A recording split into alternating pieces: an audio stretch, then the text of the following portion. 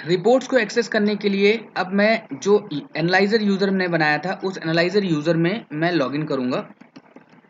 मैंने बनाया था आशीष और पासवर्ड उसका हम डालते हैं। तो अब देखिए जो अब हम अगर एनालाइजर से लॉगिन करते हैं तो जो राइट्स मैंने इस यूज़र को दिए थे, मैंने उसे सिर्फ दो चीज़ें दी थी। एक तो डेली रिपोर्ट दी थी देखने के लिए और दूसरा मैंने रिपोर्ट्स दिया था। तो सिर्फ दो टैब आ रही हैं उसके मेनू बार में, दो से ज़्यादा वो नहीं देख सकता। तो दो चीज़ें उसको दिख रही हैं यहाँ पे। डेली रिपोर्ट करके हमने जो अपना टेबल बनाया था वो टेबल मुझे दिखाई दे रहा है। जो कॉलम्स हमने सेलेक्ट करे थे, जो कॉलम्स को रीनेम किया था, जो कॉलम जितने भी कॉलम्स हमने रखे थे वो कॉलम्स हमारे सामने आ रहे हैं और उन कॉलम्स के जो फीडर्स नेम्स थे वो हमारे सामने यहाँ पे दिखाई दे रहे हैं हमें।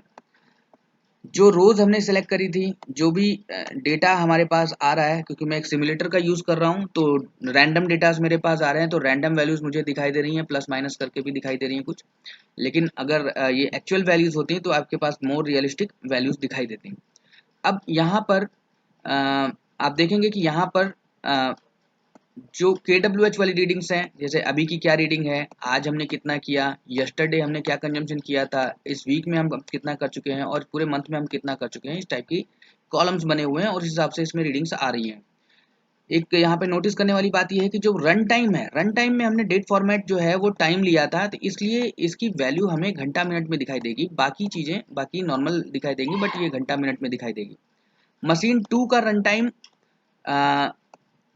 रन टाइम जो है वो हमें घंटा मिनट में दिखाई देगा, जैसा मैंने अभी बताया। अब देखिए ये तो डैशबोर्ड हो गया। डैशबोर्ड को यूज़र जो है एक्सेस एनी टाइम लॉगिन करके देख सकता है कि अभी क्या वैल्यूज चल रही हैं, ये इस तरीके से उसको देख के एनालाइज कर सकता है। बट रिपोर्ट्स, जैसा मैंने दिखाया था कि रिपोर्ट्स को भी हमने दिखाया था कि डेली रिपोर्ट जो है एक सर्टेन टाइम पे सेव हो जाएगी, उस चीज़ को हम वहाँ पे टिक कर सकते हैं, सेलेक्ट कर सकते हैं। तो उसको हमने सेलेक्ट किया हुआ है। तो रिपोर्ट्स को एक्सेस करने के लिए ये रिपोर्ट्स का फॉर्मेट है। यहाँ पे एक्चुअली फाइल एक्सप्लोरर खुल जाता है हमारे सामने। इसमें जाके हम अपनी रिपोर्ट्स को एक्सेस कर सकते हैं। जैसे डेली रिपोर्ट्स हमने कॉन्फ़िगर करती हैं तो वो डेली रिपोर्ट्स यहाँ पर आएंगी। डेली रिपोर्ट्स यहाँ पर आएंगी। तो जैसे ये एक रिपोर्ट है, अगर मैं इस रिपोर्ट को देखना चाहता हूँ तो मैं इस पे क्लिक करूँगा।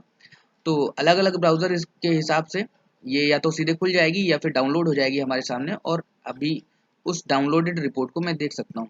ये रिपोर्ट थोड़ी सैम्पल रिपोर्ट है, पहले की रिपोर्ट है, बट एक सैम्पल रिपोर्ट से आपको दिख जा रहा है कि भाई जो कॉलम्स हमने सेलेक्ट किए थे वो कॉलम्स आपको मिलेंगे। और जब रिपोर्ट सेव हो रही होगी उस समय जो जो भी उस टेबल के ऊपर डेटा होगा वो एज इट इज़ सेव हो जाएगा और हमें रिपोर्ट के फॉर्मेट में हमारे पास सेव रहेगा। तो इस तरह की रिपोर्ट्स हमारे सामने डेली जनरेट हो जाएंगी और डेली रिपोर्ट्स का यूज़ हम अपने एनालिसिस के लिए बहुत इजी तरीके से कर सकते हैं। अगर हमने वहाँ पे ईमेल का ऑप्शन सेलेक्ट किया होता तो सेम रिपोर्ट हमें मेल भी हो जाती है।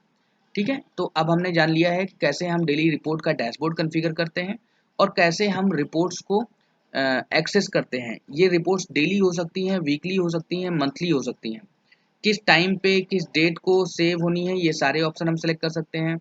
मोर देन 42 कॉलम्स हमारे पास हो सकते हैं। उन 42 कॉलम्स में कौन कौन सा कॉलम आपके यूज़फुल का है, अलग अलग एप्लीकेशन के हिसाब से हम उसमें से चूज़ कर सकते हैं और उसके हिसाब से अपनी रिपोर्ट को कॉन्फ़िगर कर सकते हैं। ये बहुत ही ईजी है और बहुत ही यूज़फुल है इंडस्ट्रीज़ को अपना डेटा एनालाइज करने के लिए। Thank you very much.